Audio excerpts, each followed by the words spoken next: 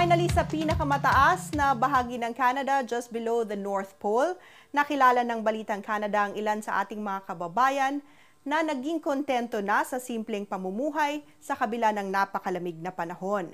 ABS-CBN's Henry Umaga Diaz explored Iqaluit, Nunavut in the Northern Territory and he filed this report. Walang polusyon, walang traffic, walang stress sa bahaging ito ng Arctic region sa Iqaluit, Nunavut sa Northern Canada. Sa kabila ng layo ng lugar, nandun pa rin ang mga Pinoy. Tuwing weekend, nangingisda lamang sa malinis na ilog. Sabay ihaw sa nagbabagang uling. Preskong pagkain, kasabay ng barbecueng Pinoy.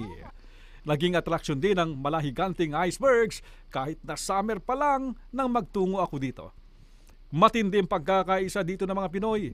Ang kasal na ito ng Pinay na si May at ang Canadian na si Steve, malaking selebrasyon para sa Pinoy community. Nagsasalo-salo din pagkatapos ng misa tuwing linggo.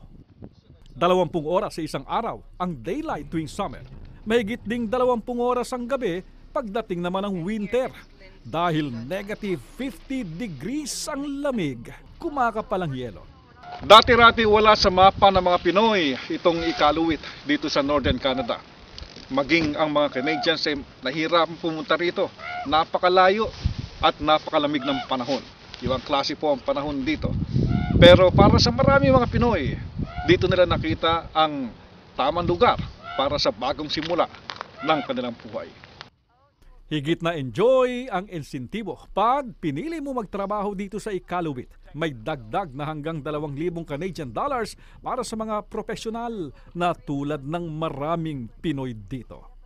Para sa Balitang Canada, Henry Umaga Diaz, ABS-CBN News.